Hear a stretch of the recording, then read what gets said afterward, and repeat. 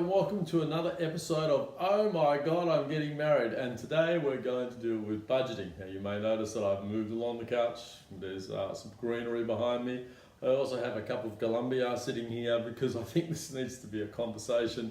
We need to be pretty relaxed because when we deal with budget, it can be a little bit emotional. As you know, anyone who's ever talked about money will know money, spending money. Anyway, so today we're going to deal with a little bit of nitty gritty, but I'm just really going to look at the big ticket items because those are the things that you probably need to think about. I'm also going to be providing you with a spreadsheet which you can download. Now this spreadsheet will help you not only set your budget, but will also help you stick to it. It has relevant dates and all those bits and pieces, you know, who's paying for what and so forth. So really handy piece of Excel documentation, kindly provided to you by my daughter, Tara Mazul, my daughter-in-law. Fantastic person, she's just got so many great ideas. So thank you so much, Tara. The purpose of this blog today is to obviously outline a few of the bigger things, as I said, but it really is going to be just about giving you a bit of a helping hand and just things to think about. Because as we know, planning a wedding, as we've spoken about before, it can be quite a stressful situation. So we want to try and take the stress out of that. And the best way to take the stress out of that is to get the money part sorted from the beginning. All right, so I'm pulling a face for money. So we're going to sort that from the beginning. Okay, and it's also really clear and really important to get clear from the moment. It's just what your big ticket items are going to be, because big ticket items are different for different people. So for example, you know, maybe having a video, the most amazing video in the world, is your most important thing for your wedding, so because you've got relatives overseas. Or maybe you think a Facebook stream will do just as well. Or maybe you think I must have a cake, a 5-tier cake with gold layers. That's fine, if that's your thing, then that's great. That might be the most expensive thing in your wedding. Or it just might be, or it might just be something as simple as, I'd like to come to my wedding in a helicopter. That's fine, just don't blow my PA system over. Okay, so, these might be, that's why I'm talking about money. You really need to decide what your big ticket items are, because, they will be more important than other things, for example. So, for example, you may not think cars are important and you might Uber to your wedding. And don't laugh, because people have done that, and there's nothing wrong with Ubering to a wedding. Uber drivers only take 5 minutes to get to you and they give you a specific time. So that's not terrible, especially if you don't have a massive wedding dress. Okay, so let's sort of dive into it. All right. Okay, so there are basically 3 steps to any event. Oh God, why does everything come in threes? Okay, so step number 1. Step number 1 is before the event. Now, this is key. Anybody who's ever organised an event will tell you this is absolutely the critical part. Okay, so when we're talking about before the event, we're talking about the big stuff that has to be at the event and that cannot be left to the last minute. All right, at all. This is 100% got to be done. So, and these are obviously the things that will cost you the most. So the big things are in this particular area may be things like your venue. Okay, so your venue, if you've only got a small venue, not to worry about it, but you might decide that you want a popular venue. These things can be have a 3-year waiting list. So you need to book that ASAP. Also, also need to consider, your wedding dress. I'm going to say wedding dress because girls, as we know, wedding dress is absolutely, goes without saying, it's like the thing to think about. Boys, if it's a same-sex union, you guys don't have to worry about it. Thank God for suits, because you can just go down and hire it. So you are clear for that stuff. But girls, if you're going to get the wedding dress, yeah, that's going to be a big item. I mean, it doesn't have to be. You can always do the second-hand dresses, which is fine because people only wear them once, and it's not like after a few alterations you won't be able to tell that was somebody else's. So bear that in mind. But dresses are big. Also, before the event, you need to consider things like your photographer. Your photographer is honestly, people say a lot of things about photographers, are this or that, they're expensive and so forth. But let me tell you, remember, you are capturing a moment. That's what photographers do. They capture that moment. It's the only time you'll probably do this.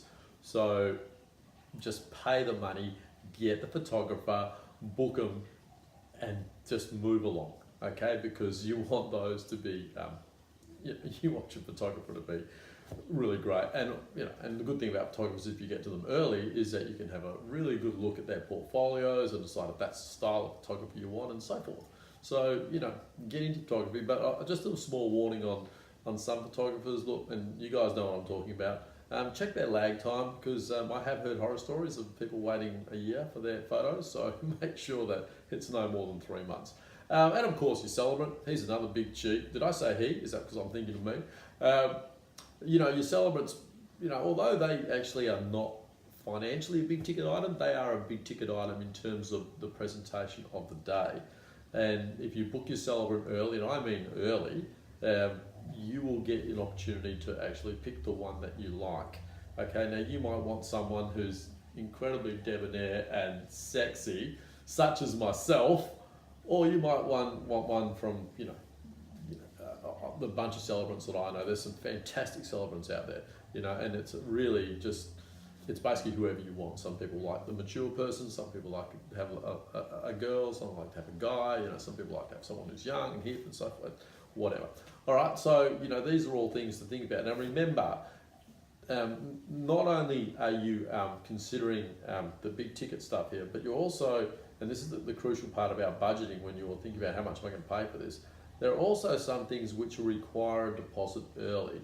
So bear that in mind when you're starting the before part of the budgeting process, is that yes, you'll need to get some things and knock down those deposits, but some things, even some of the small things, can occasionally require deposits.